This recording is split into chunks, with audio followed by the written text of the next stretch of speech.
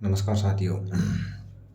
आज हम कक्षा 11 की गणित के प्रथम अध्याय समुच्चय सिद्धांत की शुरुआत करने जा रहे हैं। इसके साथ ही हम यूट्यूब जर्नी की भी हम शुरुआत करने जा रहे हैं। आपसे थोड़ा सा निवेदन है कि कृपया करके आप चैनल को सब्सक्राइब करें, शेयर करें, अपने दोस्तों को बताएं, उनसे सब्सक्राइब करवाएं। हमें शुरू शुरू में दिक्कत आती है।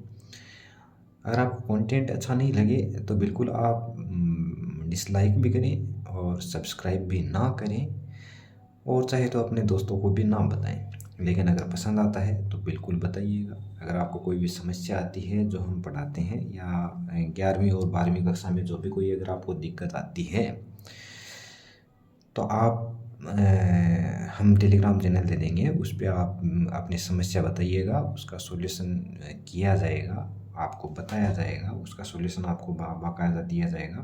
तो हम शुरू करते हैं समुच्चय सिद्धांत।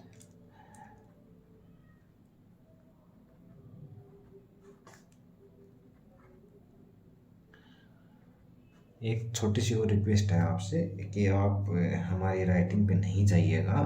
थोड़ी राइटिंग ख़राब है, आप कंटेंट पे ही ध्यान दें, राइटिंग पे थोड़ा सा कम ध्यान दें। और इसमें हमारा रफ और फेट दोनों ही चलेगा।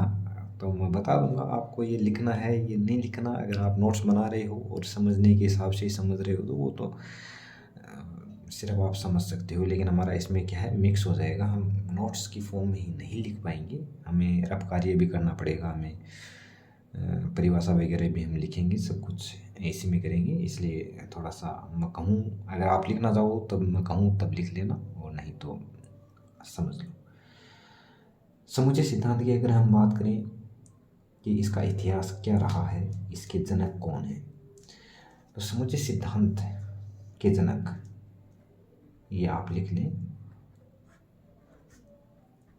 समुच्चय सिद्धांत के जनक केंटर को कहा जाता है। केंटर एक जर्मन वैज्ञानिक थे। ये एक त्रिकोणमिति श्रेणी को हल कर रहे थे, उसमें इनका परिचय है वो समुच्चय सिद्धांत से हुआ। हम इतिहास में ज़्यादा गहराई में नहीं जाते हैं, हम अपनी पॉइंट टू पॉइंट बात करते हैं सिलेबस के हिसाब से। जो हमें समझना है हम समझेंगे अच्छे तरीके से। तो हम अपना पहला पॉइंट है वो इतिहास हो गया। अगर हम सेकंड पॉइंट की बात करें तो हम समुच्चय सेट की परिभाषा की बात करें। तो अगर हम सेट की परिभाषा, हम पहले परिभाषा लिख लेते हैं कि समुच्चय किसे कहते हैं।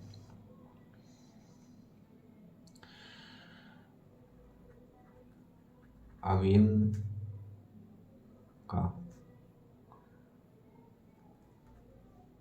ऐसा समूह जो सुपरिभाषित हो एवं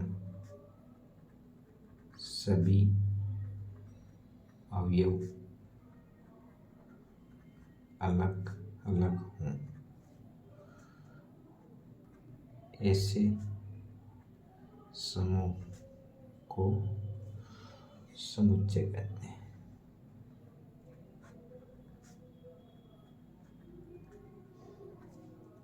अथवा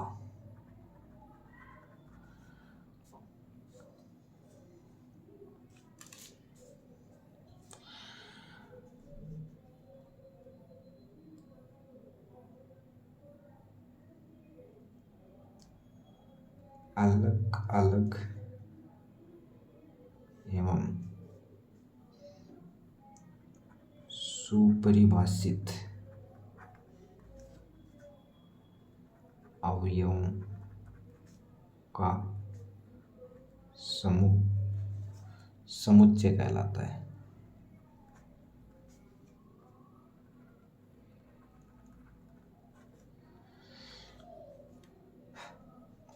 तो हमने परिभाषा लिख दी है। इसमें से जो भी आपको परिभाषा पसंद आए वो आप लिख सकते हैं, समझ सकते हैं। अब हम इस परिभाषा में जो जो शब्द आए हैं उसको हम समझेंगे। तो पहली बात, इसमें पहला शब्द आया है अवयव। दूसरा शब्द आया है समूह, तीसरा शब्द आया है सुपरिभाषित, और चौथा हमें समझना है कि सभी अवयव अलग अलग होने का क्या मतलब है। तो पहला हम समझेंगे कि समूह क्या होता है। ये आपको लिखने की ज़रूरत नहीं है, ये आप ये 2 पॉइंट लिखें।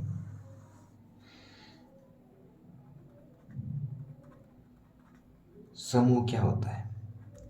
तो समूह वस्तुओं का समूह हो सकता है, विद्यार्थियों का समूह हो सकता है, लोगों का समूह हो सकता है। जैसे कि अगर आप कक्षा में बैठे हो तो वो आप एक समूह है, आप विद्यार्थियों का एक समूह है। अगर आप गांव में रहते हो तो गांव में रहने वाले लोगों का एक समूह है। अगर आप देश में रहते हो, जिस देश में रहते हो उस देश में आप एक समूह में रहते हो, आप उस देश में एक समूह में गिने जाते हो।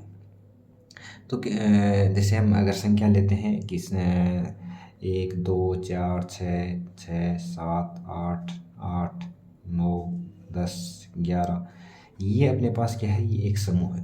जैसे सुरेश, महेश, सुरेश, नरेश, ये क्या है, ये एक नामों का समूह है। इसी प्रकार से अगर हम मिर्च, हल्दी, धनिया, लून, नमक, इन चीज़ों की अगर हम बात करें तो ये क्या है, एक मसालों का समूह है।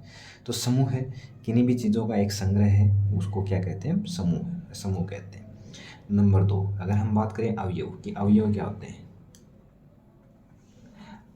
तो समूह में जो भी कोई संख्या है, कोई नाम है, तो उसे हम क्या कहते हैं, उस समूह का अवयव कहते हैं। चाहे वो समूह के, अगर समूह में बात करेंगे तो हम समूह का अवयव होगा, अगर हम समुच्चय की बात करेंगे तो वो समुच्चय का अवयव होगा। जैसे एक है, वो इस समूह का क्या है, अवयव है। सुरेश है, वो इस समूह का क्या होगा, अवयव होगा।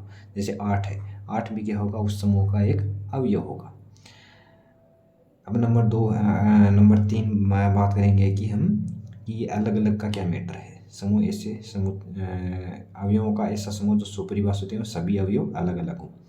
जैसे अगर हम एक समूह लेते हैं 1 2 4 6 6 7 8 8 9 10 11, तो ये क्या होगा, अपने पास में एक समूह है, मान लो संख्याओं का समूह।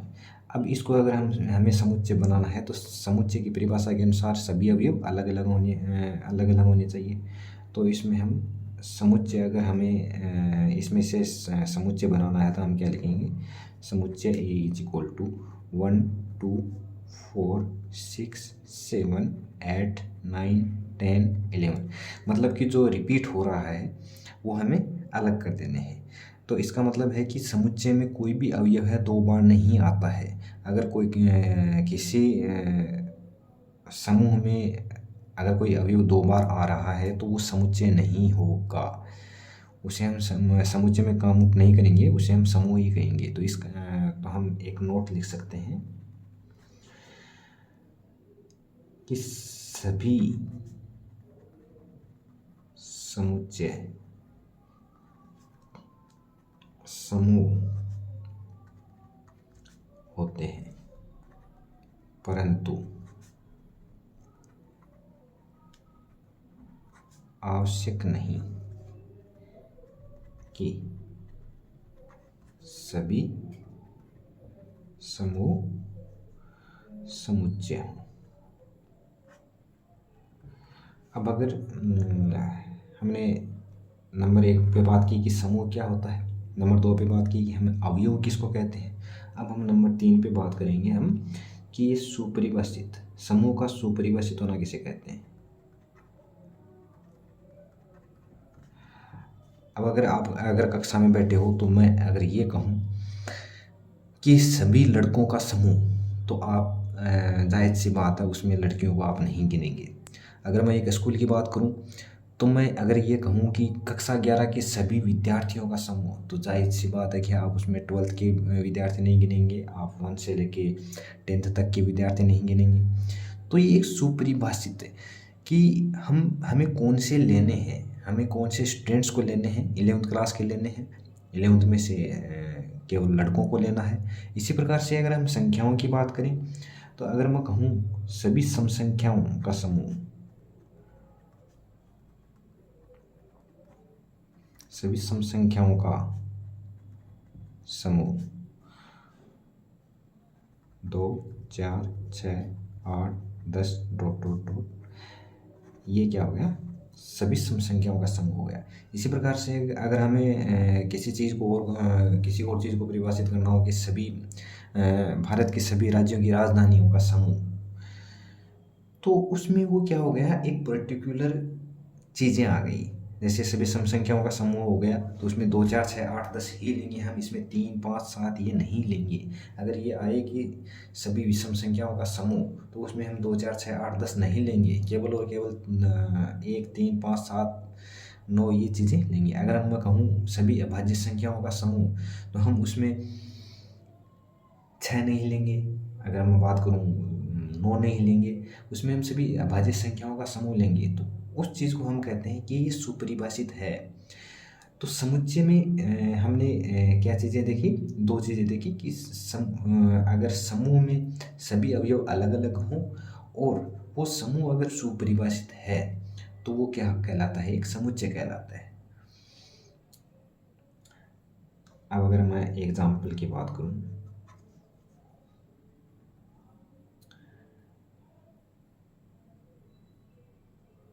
अंग्रेजी वर्णमाला के सभी स्वरों का समुच्चय। तो हम समुच्चय में लिखेंगे, हमने क्या लिखा है यहाँ पे, समुच्चय। तो हम समुच्चय लिखेंगे तो AEIOU लिख दिया। याद रहे समुच्चय लिख रहे हैं। अगर मैं ये कहता कि अंग्रेजी वर्णमाला के सभी स्वरों का समूह, तो हम ये भी लिख सकते थे AEIOU,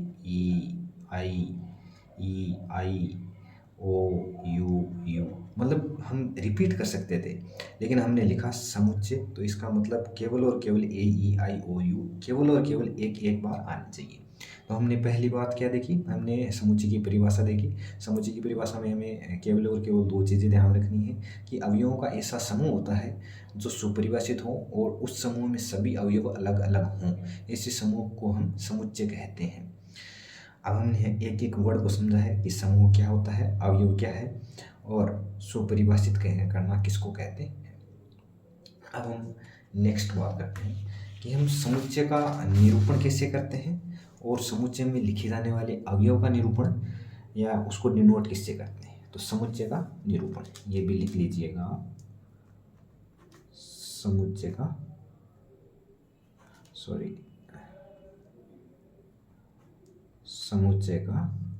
निरूपण। समुच्चय का निरूपण हम अंग्रेजी वर्णमाला के बड़े अक्षरों से करते हैं। अंग्रेजी वर्णमाला के बड़े अक्षरों से किया जाता है। समुच्चय के अवयव का निरूपण, समुच्चय के अवयव का निरूपण अंग्रेजी वर्णमाला की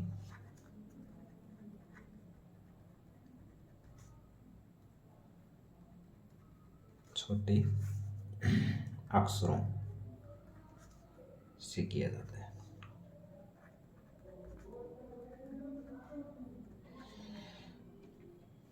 अब अगर मान लो हमारे पास में कोई समुच्चय है ए है, जिसमें हम बात करते हैं कि समुच्चय ए है वो सभी सम संख्याओं का समूह है, 2 4 6 8 10 dot dot dot and so on. अब कोई एलिमेंट इसमें यानी कोई अवयव इस समुच्चय में है, तो हम उसको किस प्रकार डिनोट करते हैं, और अगर वो एलिमेंट उसमें नहीं है, वो अवयव अगर दिए गए समुच्चय में नहीं है, तो उसमें हम उसको हम किस प्रकार डिनोट करते हैं।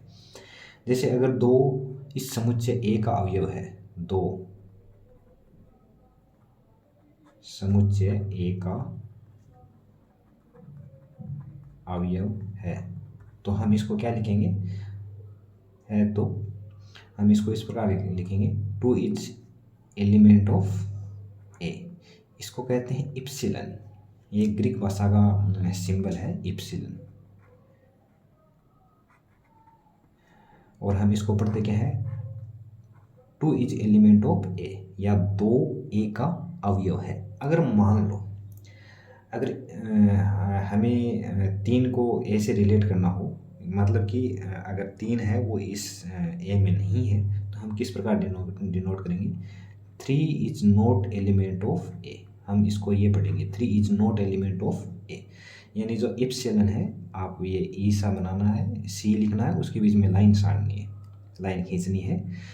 और अगर ये तो हुआ 2 इज एलिमेंट ऑफ ए, अगर नहीं है तो हम इसके बीच में ये एक क्रॉस और साड़ देंगे और खींच देंगे। अब अगर मैं ये लिखूं,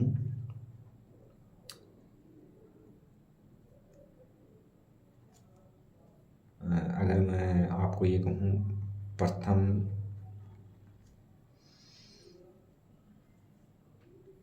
3 संख्याओं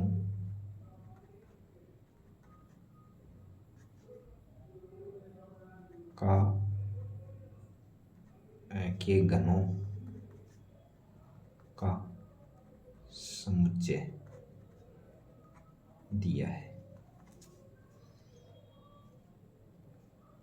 प्रथम 3 संख्याओं के घनों का समुच्चय ए दिया है तो सत्य है। First 1 is element of A, चलो हम इसको कर लेते हैं असत्य है। Second 8 is element of A, 27 is element of A, 60 is element of A. तो इसमें आपको ये बताना है कि इसमें सत्य है, सत्य कौन सा है, असत्य कौन सा है।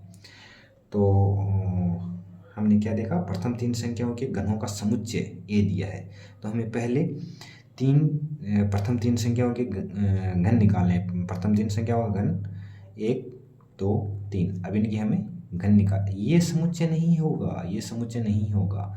समुच्चय कौन सा होगा, समुच्चय ये होगा 1 का घन 1, 2 का घन 8, 3 का घन 27। अब एक्चुअली हमें ये देखना है कि हमारे पास क्या आ गया, ये ए इज इक्वल टू 1 8 और 27 आ गया। अब हमें देखना है कि ये जो 1 8 और 27 है, क्या एक एलिमेंट है ए का, ये सत्य है।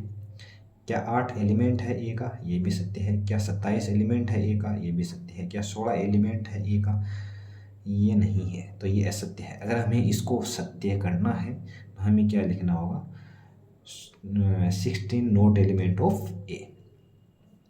तो हम इसका नोटेशन किस प्रकार करते हैं, ये आपको समझ में आ गया होगा कि समुच्चय को है हम अंग्रेजी वर्णमाला के बड़े अक्षरों में लिखते हैं और समुच्चय के अवयवों को अंग्रेजी वर्णमाला के छोटे अक्षरों से लिखते हैं। अगर उस समुच्चय में कोई वो एलिमेंट है तो उसको हम किस प्रकार से डिनोट करते हैं, अगर वो एलिमेंट नहीं है तो हम उसको किस प्रकार से डिनोट करते हैं। ठीक है। अब अगर हम नेक्स्ट बात करें कि उस समुच्चय, यानी कोई समुच्चय दिया है, उसको हमारे पास लिखने की 2 विधियां हैं।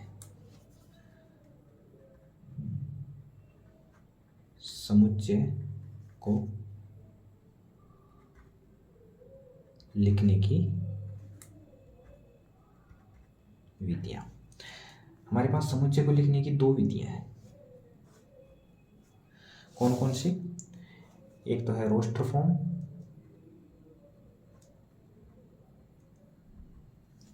या जिसको हम कहते हैं सारणिक रूप, और नंबर 2 है अपनी समुच्चय निर्माण विधि।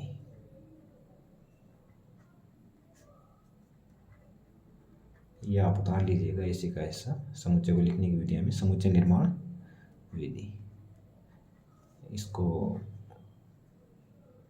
सेट बिल्डर फॉर्म भी कहते हैं, set builder form. Roster form में हम किसे लिखते हैं? रोस्टर रूप में हम समुच्चय में जितने भी अवयव हैं उस प्रत्येक अवयव को हम निरूपित करते हैं और मझले ब्रैकेट में प्रत्येक अवयव को कोमा द्वारा अलग अलग करके लिखते हैं रोस्टर फॉर्म में। तो हम अगर इसको लिखें, इसमें समुच्चय के सभी अवयवों को मझले ब्रैकेट में कोलन कोमा से अलग अलग करके लिखा जाता है। Example, A is equal to 1 2 3 4 5 6 dot dot dot dot. Dot dot dot का मतलब है ये चलता जा रहा है, 7 8 9 10 11 12 अनंत तक चलता जा रहा है। तो ये मझला ब्रैकेट, सभी अवयवों को मझले ब्रैकेट में, यह हुआ अपना मझला ब्रैकेट। ये हमने सभी अवयवों को यहाँ से ये आप ये नहीं कह सकते कि 6 तक ही लिखा है, नहीं, ये डॉट डॉट करने का मतलब ये आगे चलता जा रहा है, हम लिखें या नहीं लिखें। अगर मान लो इसमें कोई समुच्चय है उसमें 6 ही होते तो हम जैसे कोई भी समुच्चय बी है उसमें केवल और केवल 1 2 3 4 5 एलिमेंट होते हैं तो हम इसको क्लोज कर दें। लेकिन तक चलता, आप ये नहीं कहते कि 6 तक ही लिखा है पूरे अवयव, नहीं, इसमें सभी अवयव दिए गए हैं। तो पहले मझला ब्रैकेट, तो मझला ब्रैकेट लिख दिया, दूसरा सभी अवयव दिए, इसमें सभी अवयव हैं और ये कोमा, प्रत्येक अवयव को कोमा से अलग कर। अगर इसके बीच में नहीं तो ये समुच्चय की परिभाषा के अंदर नहीं आएगा। ठीक है, हमने क्या देख लिया, रोस्टर फॉर्म। अब हम दो देखते हैं, समुच्चय निर्माण।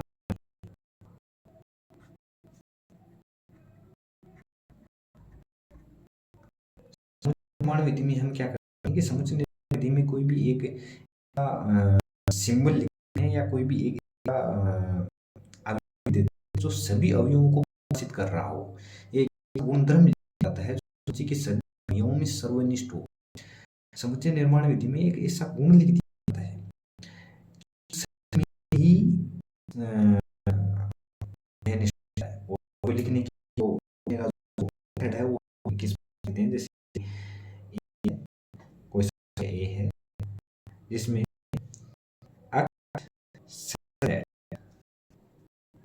इसको क्या पढ़ते हैं, X is element of R, यानी ए है एक ऐसे अवयवों का समूह जो आर से होते हैं, मतलब उन सारी यानी कि ये जो है वो वास्तविक संख्याओं का समूह है। एग्जांपल है x equal to sorry a equal to x x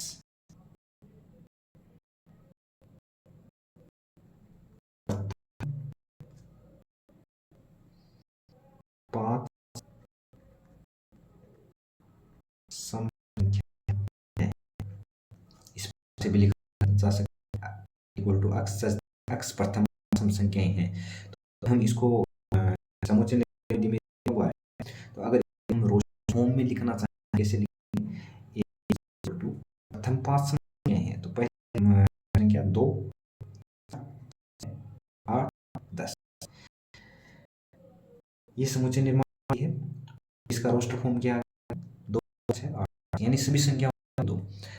actually आपकी ये भी पहला तो यही पहली पर्सन वाला यही है, यही है कि आपको समुच्चय विधि से समुच्चय दिया होगा और उसको आपको रोस्टर फॉर्म में लिखना है, रोस्टर फॉर्म दी हुई है और उसको आप समुच्चय निर्माण में समुच्चय निर्माण विधि देना है। ध्यान रहे समुच्चय निर्माण विधि से अगर रोस्टर फॉर्म लिखना है तो लिखने का एक ही तरीका है। रोस्टर फॉर्म में आप एक ही तरीके लिख सकते हो, लेकिन अगर रोस्टर फॉर्म हुई हो तो आप समुच्चय निर्माण विधि में आप 2 या 2 से अधिक लिख सकते हो।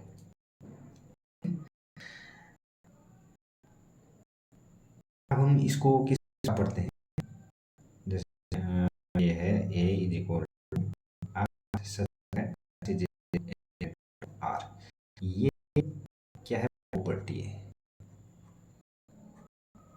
इस समुच्चय प्रॉपर्टी क्या है, x इज एलिमेंट आर होना चाहिए और x है वो अवयव है। तो हमने अब तक समुच्चय पढ़ा। समुच्चय परिभाषा समुच्चय को किस प्रकार लिखते हैं, कि अवयव किस प्रकार से हम नोट करते हैं, और समुच्चय को लिखने की कितनी विधियां हैं, हमने 2 विधियां ली हैं। एक रोस्टर जिसमें एलिमेंट्स लिखे जाते हैं, समुच्चय विधि में नहीं लिखे जाते हैं। अब उसमें समुच्चय के होते हैं, उसमें जो गुण होता है उसको लिखा। अब हम अगर एग्जाम्पल की बात करते हैं,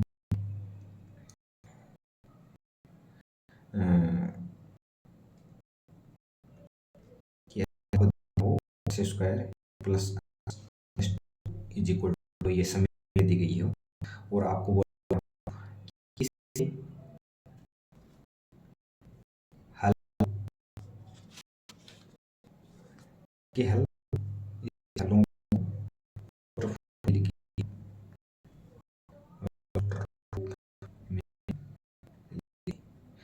रूप में लिखने के लिए पहले हमें इसको करना होगा। और कहते हैं हम सोचेंगे तो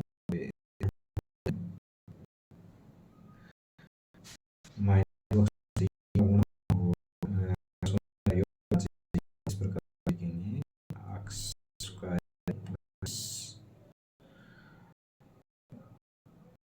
2 माइनस x माइनस 2 इस प्रकार से लिख सकते हैं। इसके हम पास में आ जाएंगे, मेथड आपको बताएंगे फुर्सत में। तो इसके दो तो हम रोस्टर में इसका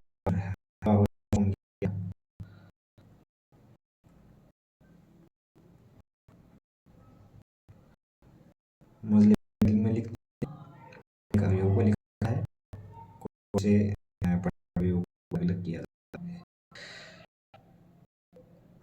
आज हम में इस हैं, कल एक की सारे देखेंगे और उसके सारे क्वेश्चन भी देख लेंगे। सेम क्वेश्चन हम उसको जोड़ देंगे, उसमें कोई प्रॉब्लम तो आप हमें जरूर पूछिएगा, हम बताएंगे।